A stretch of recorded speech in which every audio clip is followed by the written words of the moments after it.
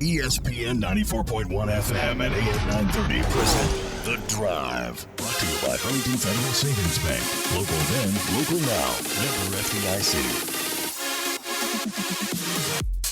It is Monday, August 31st. Your drive begins now on ESPN 94.1 FM and AM 930. I'm your host, Paul Swann. You can join the program by calling the Miller Lite phone lines at 877-420-TALK. That is 877-420-8255. Miller Lite, hold true. It's great taste, and it's only 96 calories. It is the original light beer. Today is the first week of game week. We are finally heading towards college football. Thundering Herd on Saturday will face off against EKU. That game set for 1 o'clock. We'll have it for you right here on ESPN 94.1 FM and AM 930. We'll also be on the hour. Well, we'll be on the air about 3 hours early. So kickoff's at 1. We're going to go on the air 3 hours prior because, well, we're going to get you started. So bright and early. Everybody get ready. We'll have the pregame for you coming up on Saturday as well. But we've got a lot to get into the entire week. Today was the first day of player interviews in the COVID-19 era, the Zoom meeting. And let me tell you, I had originally swore off the Zoom meeting. I thought, I don't need this. I'm not going to do the Zoom meeting here. And Zoom has gotten a lot better. It's a lot more functional. Also, it's not as hackable. Still debatable, but I had so many reasons. I'm not doing a Zoom meeting, and here we are. Zoom meeting today. We talked to several Marshall football and basketball players. Football players. We talked to several Marshall football players, so probably going to be doing basketball this way as well. But today we talked to several players, including Brenden Knox, Grant Wells, Alex Mollette, Nazeeh Johnson. We're going to hear from those guys. Also, we're going to hear in a little bit more detail what's going on with the new starting quarterback for the Marshall Thundering Herd, Grant Wells. So we're going to get him. We'll hear from him, and we'll hear throughout the week a lot of these guys. Doc Holliday is going to be tomorrow. We're actually going to be doing the Doc Holliday Zoom presser tomorrow, so we'll break that down for you as well. But it's completely a new world here, and I don't know, this might be the start of something here because I think it went pretty well, actually. You know, we might actually get more Marshall availability because we're all doing it on Zoom. So that's kind of the new way we're doing things, and it was pretty fun today. And I'll tell you, Brenden Knox, he even conferenced in. He wasn't at the press conference location with the rest of the student athletes. No, he conferenced in, and that's something pretty new. You can conference into your own press conference now. You don't even have to be there. You can be in your room. You can be in the car, wherever you need to be, the way we're doing these things now. So it was fun, though, to go over there. We'd go over. We'd all get to see each other. A lot of these people I haven't seen since, the pandemic began. So we get to see each other usually, and it was a free-for-all with these players. Not now. Completely different. So that was earlier this afternoon, and we're going to do that again with Doc Holliday tomorrow. But I got some of that, and we're going to hear a lot of it throughout the week. So I'm looking forward to all of that. And, of course, we'll also get your phone calls, and you can find me on Twitter as well at Paul Swann. So looking forward to doing that with you. It's Monday. It's a college football week. It sort of feels normal, and that's something that I talked to these guys about earlier today. Does it feel normal? You're going to get their response to that. Yes and no. Does it feel normal? As a fan, it might feel a little normal to you. It might feel a little familiar. Now, will it feel that way on game day when you go in and things are going to be different? You're going to be socially distancing from each other. You're going to be wearing masks, and all of that is really, I think, a necessity to do. Whatever Marshall asks us to do, we're going to do, because in return, you get college football. I think that's completely fair. Whatever Marshall asks, let's just all be on board with that right now. Deal? Because without that, we don't get to see Marshall football. So let's just go ahead and make that pact. We're all on board. We're all going to tough this out. We're all going to do it and make it work so we can keep seeing these games on Saturday. We've got college football. Marshall's got 6 home games. Right now, 3 road. Maybe the ECU game gets rescheduled. I don't know. And let's just do this so those kids can play. Let those kids play if we do it right. And same thing in high school. And that's a different story altogether. And we're going to get into that later on. But the governor spoke today, offered a way for some of the impacted counties in West Virginia to play because there were some angry, upset parents, some student athletes making themselves hurt. I mean, it wasn't an overwhelming protest by the video I saw, but still, there were some people voicing their concern. Social media, of course, voicing concern about not letting these kids play. And, of course, the people that are protesting the most are the parents, the student athletes, the coaches, people who live for high school football on Friday night. Those were probably the loudest voices I heard over the weekend for some of the counties not being able to play. Some counties can practice, not play. Of course, with the color code system, green, yellow, orange, red. If you're in the orange, you practice but not play. If you're in the red, you don't practice or play. And the governor offered up a solution today, at least a temporary solution. From my understanding, thanks but no thanks was the word given for the most part, but we'll break all of that down later on because that's a big deal. Lots of games were canceled when the map came out. That's going to be our new thing. We're going to be watching the map and seeing when the map comes out. It's not a daily, it's a weekend. We look at it on Saturday, okay, here's what the map looks like on Saturday, and wherever the map lands is where high school sports will be frozen for the week. It's consistent from the standpoint that we all know. I know a lot of people are not happy with the metrics, and that's a whole different story and a whole different show there. But I mean, at least we know, okay, this is at least what they are going by. Officials, WVSSAC, what the state's going by. Here's the map. And I know some people are not happy with the way that, say, nursing homes are counted. Nursing homes are counted, prisons are counted, and so that's not fair. Those are cases that are confined to those locations. That's not fair, and I don't know what is fair. What is fair? And depending on where you stand, if it's fair for one group, it might not be fair for another, or it might not be prudent. I don't know. All I do know is we've got football on Saturday at Jones C. Edwards Stadium, Marshall taking on EKU. We've got some player reaction. We're starting the week out, getting back to our normal routine. It's been a while, really, since we've done this, so we're going to try to get back to our normal routine as close to normal as we possibly can, but I'm looking forward to hearing from you. We'll do that on Twitter. We'll do that on the phone lines. We'll get you starting to use those again, especially on Saturday. That's where I really want you on Saturday. Pre-game, tune in and listen and enjoy. Post-game, I want to get you really to get into that football mood again. Talk about what you saw. Did Grant Wells, did he impress? Did he exceed your expectations? I want all that normal chatter. We're going to shoot for that on Saturday, but when we come back from break, we're going to start trying to get into our normal routine once again. It's been a while since we've done this, so we're going to do it, and it happens when we come back from break here on ESPN 94.1 FM and AM 930. Buckle up. Paul Swann has the wheel on The Drive. ESPN 94.1 FM and AM 930.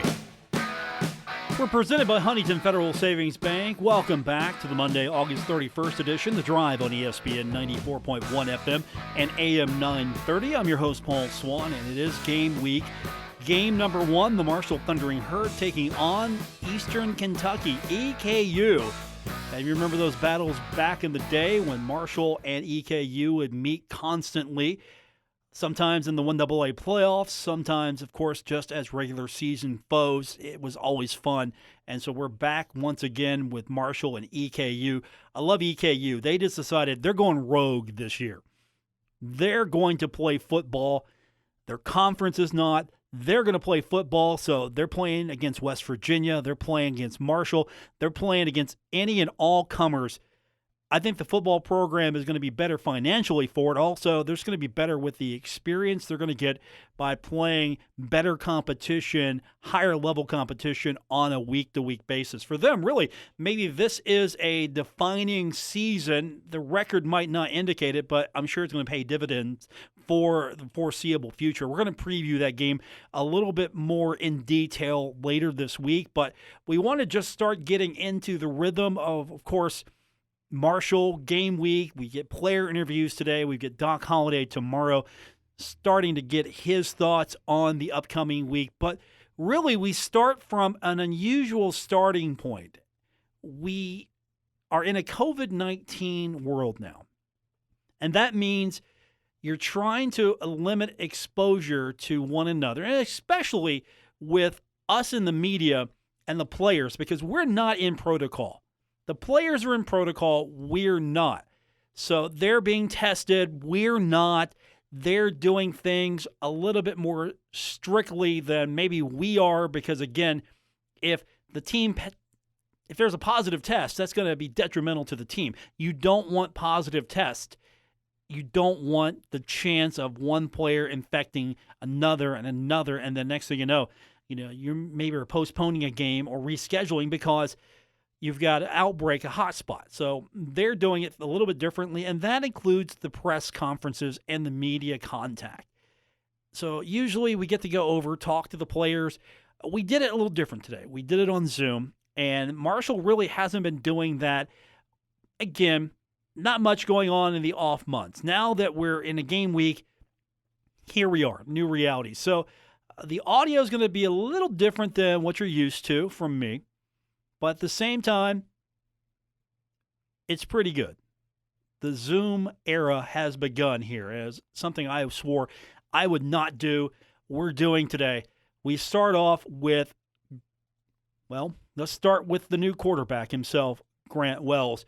And the first thing I really asked these guys when I get a chance to talk to them and ask was, now that it's game week, does it feel a little bit more like it's normal? Is the routine helping? Let's be quite honest. Nothing is normal these days. So getting into that familiar routine, does it feel like it's normal or close to normal? Can you call it normal? And here's what Grant Wells said. It's about as normal as it can get. Nothing in 2020 has been normal so far, but I think we're all ready to get back to game week, and I think it's starting to hit everybody that we're only 5 days away.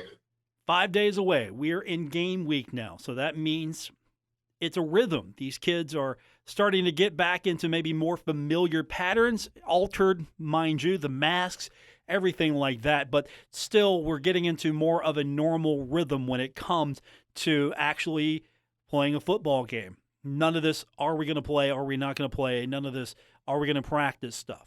Brenden Knox, one of the leaders on this team by either personality or just by performance. Brenden Knox, same question. Is it close to normal now to this game week?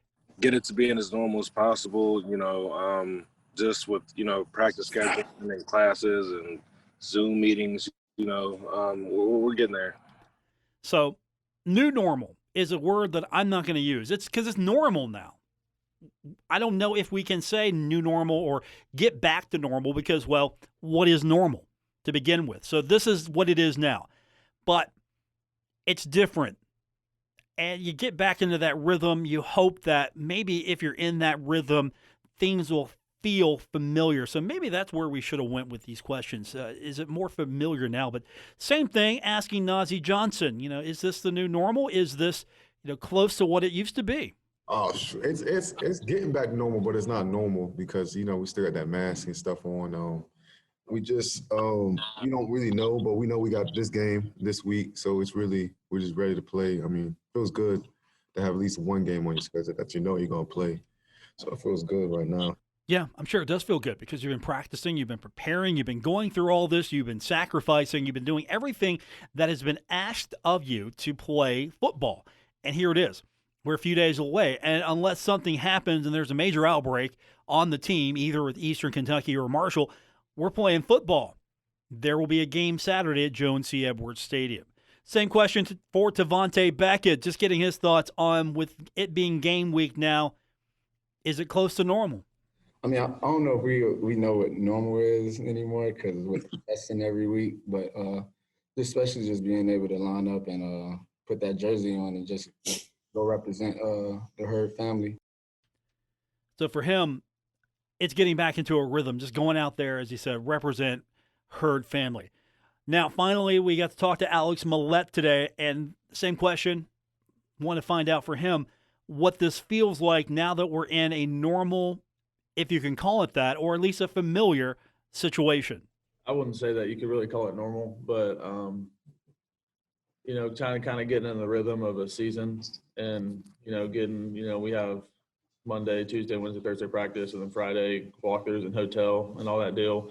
Getting to look forward to something like that is a big deal, especially because, every day since we've been back, it's been, are we going to work out today? Is this the day that something bad's going to happen? But, we made it through and we're finally starting to get to the as normal as can be stage.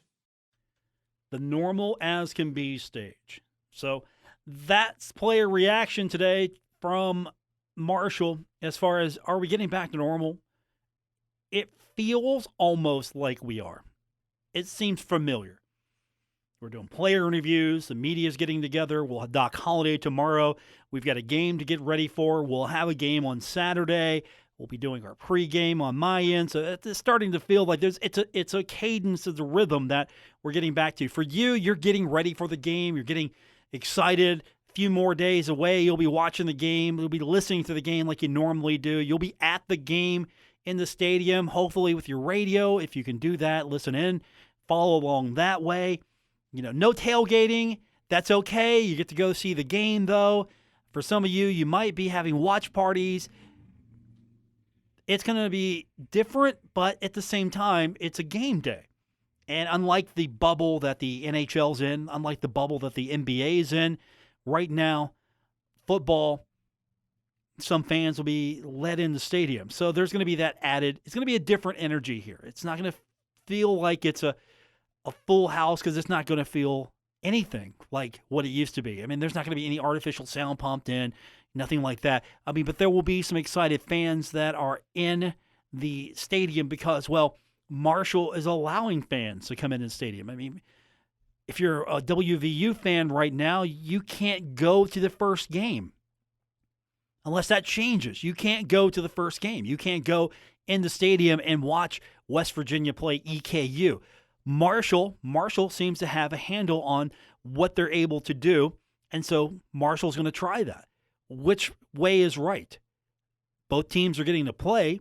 The only difference is West Virginia is being a little bit more cautious because of their concerns. Marshall, different type of cautious, like an optimistic cautious maybe.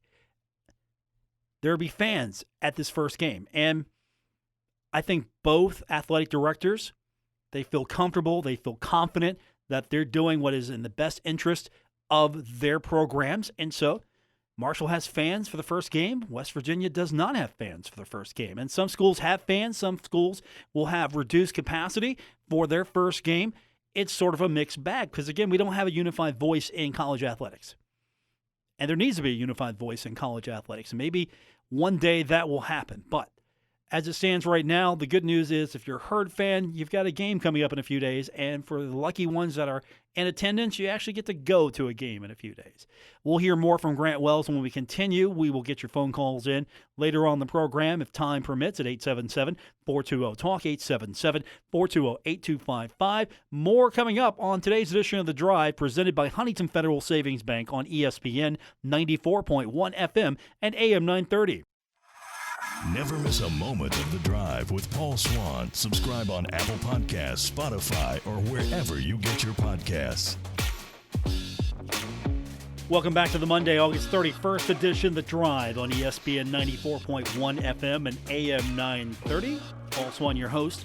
Still to come, we're going to break down what happened today with the state of West Virginia.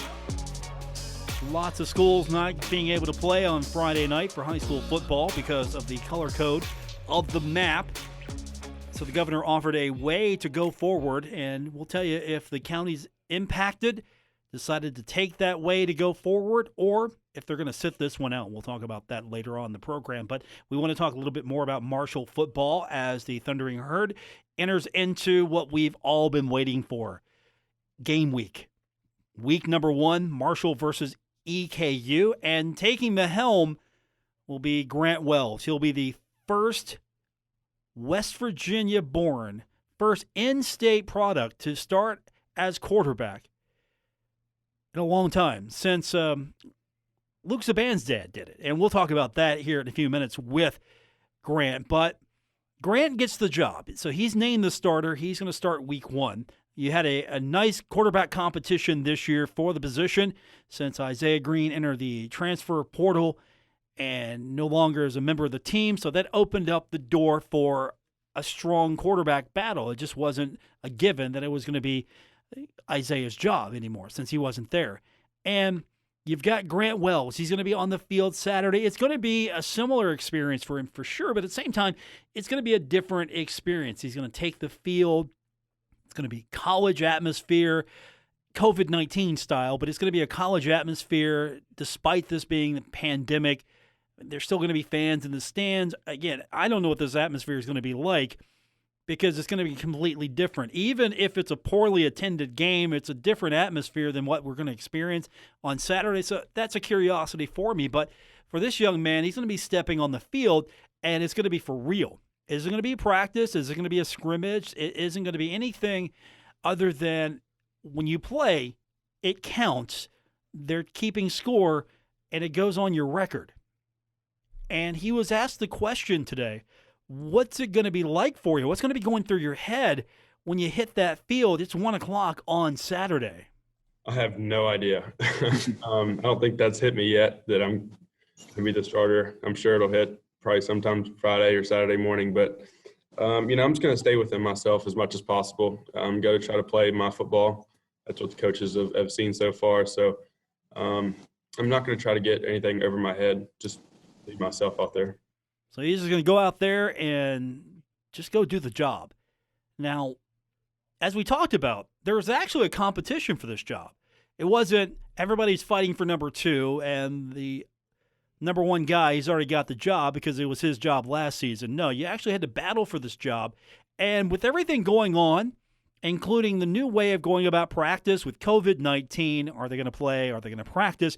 Everything going on, pretty stressful out there. And then just going out there, and instead of going out there, okay, I'm going to compete for the job, but more likely I'm probably competing for next year. I'm going to be maybe the backup guy. I'm competing really for the backup job. No, you're competing for the starting job. And he was asked what that was like, just going out there, actually competing, knowing that, the job is wide open. There's been a lot of, different turns and this whole process has gone through. But, I just try to take it day by day, take the news as I get it, and just prepare that I was a starter from day one. Again, pretty straight so far as the answers. He's feeling out this, I'm the starting quarterback. I'm going to be asked these questions a lot now, part of his job. Sort of feeling this out here. So to get him opened up a little bit, one of the questions was asked about that offensive line. What's going to be important for him is to go out there and know that his guys, his offensive line, they're there for him. They're going to help him. They're going to protect him. They're going to put him in best position possible. They're going to guide him a little bit, all of that. And he's got to go out there and he's got to earn their trust, and he's got to go out there and he's got to trust them. At the same time, being the new starting quarterback, you got to really lean on those guys a lot. It's not you're going to take over your veteran quarterback and you're taking over a situation and you just have to go out there and win their trust. I mean, it's going to be a different situation because you're going to have to lean on those guys a little bit more. But it seems like Marshall's offensive line's up to the task, and it seems that Grant Wells, as the new quarterback, really already has a bond with his offensive line. They've been pretty helpful in this situation. We have one of the most experienced offensive line in college football, so for them to put their trust in me is huge, and obviously they have my trust 100%. So I certainly have leaned on them through this process because they know what it takes to become a great quarterback. They've had a couple behind them. So, I've certainly leaned on them for some advice and just trying to put all my trust into them that they're going to do their job as well as I am. So everyone's going to have to trust each other, and we'll find out how that looks on week 1 as Marshall will take on Eastern Kentucky. Now, as we mentioned earlier, Grant has the opportunity here to really do something special. He's going to be the first in-state quarterback since the guy he competed with for the job, Luke Zaban's father, was the quarterback. A long time ago, it feels like. Anymore, it feels like it was a long time ago. But when he steps out there, you don't have a guy that came out of state from Florida or some other football hotbed. You have a quarterback that he's homegrown. He's an in-state product. He's going to be stepping out on the field. And that's got to be a big deal for him being able to play in-state. Some schools, they pride themselves on having a lot of in-state talent. Other schools have to bring talent in. Marshall, it's a good mix, but it's been a long time since you actually had an in-state quarterback, an in-state product, take the helm of the Thundering Herd. And here's Grant Wells' thoughts on that status. On Saturday, he's going to be the first in-state quarterback since the guy he really beat out for the job's father.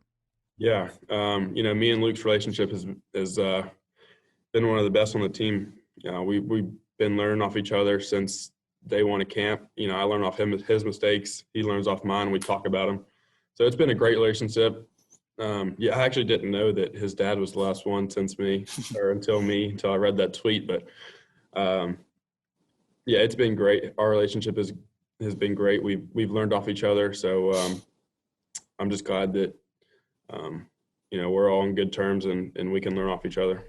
Yeah, that's the big thing. You don't want to have a situation where you're not on good terms with the guy backing you up because you got to depend on that guy. If you can't go, he's got to step up. And you've got two types of quarterbacks that are there for the team and quarterbacks that are there for themselves. I think we can narrow it down to two types. There for the team, there for themselves. Grant Wells, so far, sounds like he's there for the team. That means you want to make sure that you're ready to go, and if you're the guy, you're ready to go. If you're the backup, you want to make sure you're ready to go, and you're pushing the guy to be better. After all, the guys that are starting, they got to depend on the guys that are backing them up, and also they got to depend on those guys to make sure they're ready as well, because if they're not doing their job, nobody's ready. I think that's fair to say. All right, we will continue on with today's edition as the first day of game week, something I didn't think we'd have. It was looking pretty dicey for a while, but we are here. It is game week. Say that out loud. Game week. We'll talk more about it when we continue. Also, we're going to take a look at what's happening in high school football in the state of West Virginia, as not a lot of happy people this week when the color-coded map came out. Some want them to play. Some want the kids to play. There was a lifeline offered out today for some of those kids. We'll talk about it when we continue with today's edition of The Drive on ESPN 94.1 FM and AM 930. We're taking Paul Swann everywhere. Download or subscribe to The Drive with Paul Swann on Apple Podcasts, Spotify, or wherever you get your podcasts. Our phone lines presented this hour by Miller Lite. 877-420-TALK, 877-420-8255. Welcome back to today's edition of The Drive here on ESPN 94.1 FM and AM 930. I'm your host, Paul Swann. high school football, it's a very passionate subject, at least in the state of West Virginia. So when the color-coded map that the state's going by came out on Saturday, several counties were in the orange. And what that means is student athletes can, in all sports, they can practice, they can do those activities, but there's not going to be a game activity held that week. No games. Practice, yes. Games, no. Well, that immediately, and let's be honest, we knew this was going to happen. Somewhere on that map, a county was going to turn yellow, orange, red, or green. We knew it. It wasn't going to be all green, all is good. It wasn't going to be, well, there's a little caution here in yellow, or okay, things are getting really out of hand, step it up here in the orange, or things are completely out of hand in red. We knew that that map would not be one straight color. So it happened. There are several counties show up in the orange. And so that means no activities on game day, to be a little bit more specific there. No playing games. So games were canceled. Games were postponed. And that didn't set well with, of course, coaches. A lot of coaches upset.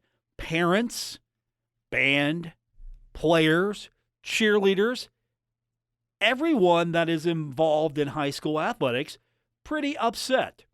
So there was, I don't want to call it I don't know what to call it. There was a gathering of people today in Charleston. I wouldn't call it a huge gathering. I wouldn't call it small, but I wouldn't call it an outpouring of the community. It was a small little gathering of people who were chanting, let them play, and other things because they were just wanting to hear what the governor had to say, and they wanted to have their voices heard. And so the governor, I don't want to say he's backtracking, but he offers a lifeline today. He comes out, and he has offered teams with games canceled because of the coronavirus a chance to play. Here's what he said. He basically offered them the opportunity to play if everyone got a negative test. So we're going to test you. We're going to one-time offer. We're going to test. And if everybody comes back negative, good to go, we can play. But you don't come back negative, you got positives, you know what's going to happen there. And everybody said, no, we'll pass. Thank you. No, we're good. We're going to take the hit. We'll just see how it looks next week. So Kanawha County Schools decided they weren't going to participate. And I'm referencing a little bit of Brad McElhaney's work from Metro News on some of this. So Kanawha County comes back. No, not going to do it. We'll take the hit. So they're not going to participate in the testing of their student athletes, the band members, the dance team members, for the one-time option to play or perform. That is according to a news release. And again, I'm referencing Metro News' reporting here. So they're going to practice, hoping the numbers are going to go down. So they're going to take the hit. They're going to take the short-term hit because, again, if someone comes back positive, that's going to throw a monkey wrench into the whole thing for Kanawha County, and they don't want that. So they're going to take their chances. Also, Justice said that high school teams that face cancellation of games may still play this week if everyone on the team is cleared through the testing. So maybe other schools, maybe other counties would say, okay, we're going to do this. We'll take that. I mean, he made it clear. Like, okay, we're going to test you. And if you decide you want to, and then Logan County comes out and they go, no, we're good. We're gonna take the hit. We'll pass. Thanks. So Kanawha County says no. Logan County, no, not going to do it. And then Fayette County, they come out. Are they going to do it? No.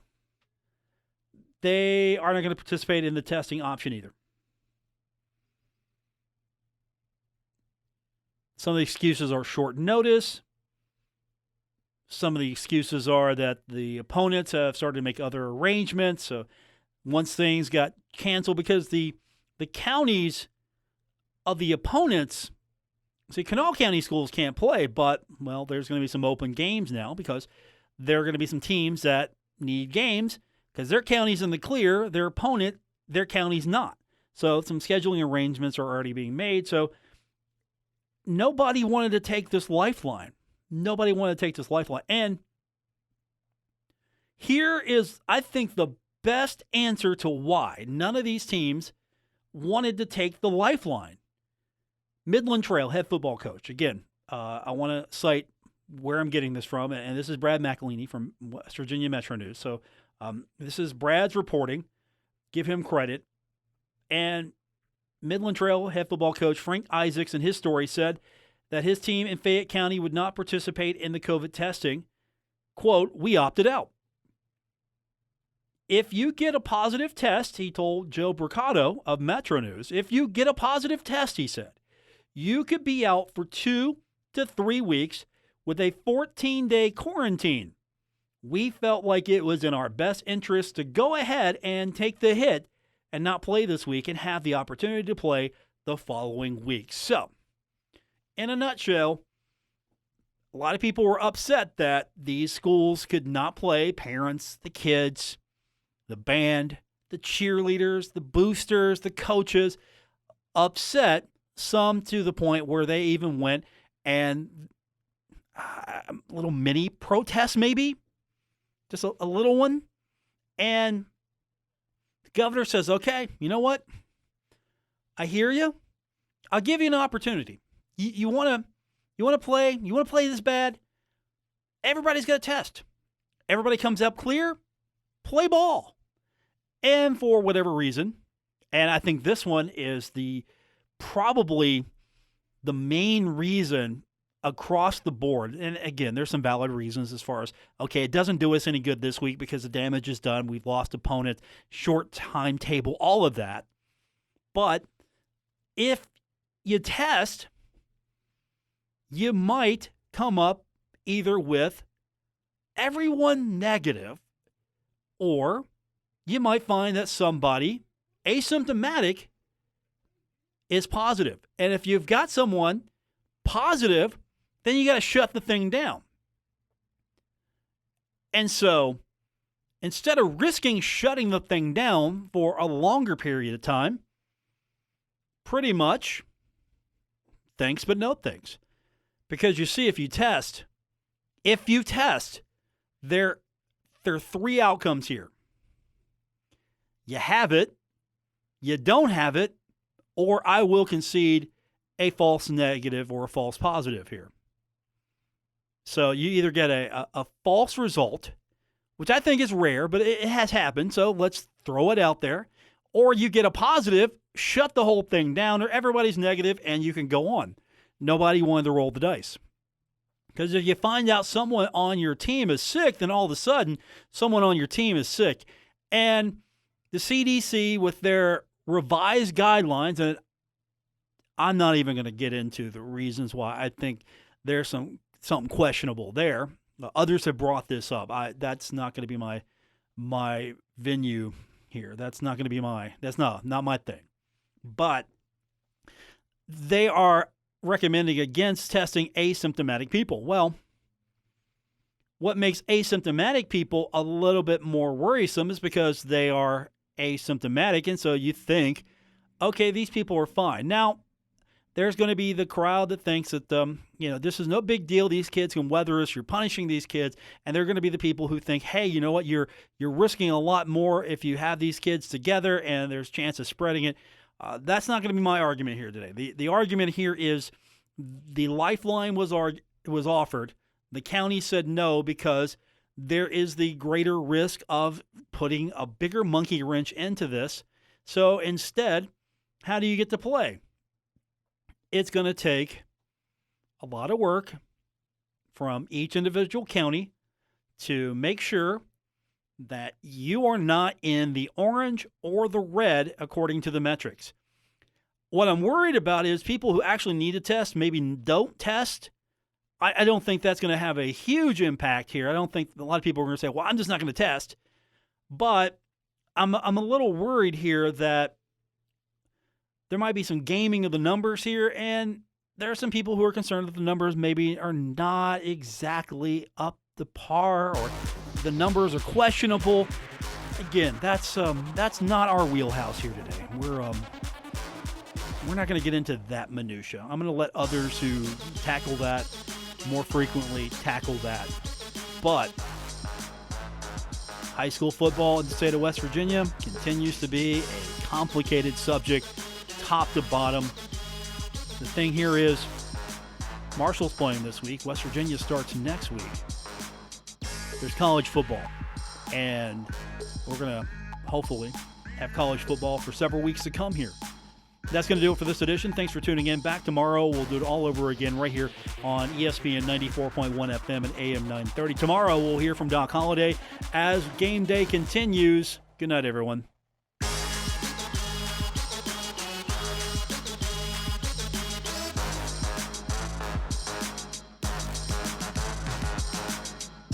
WRBC Huntington, W227BS Huntington, your flagship home of the Marshall Thundering Herd and The Drive with Paul Swann, ESPN 94.1 FM and AM 930.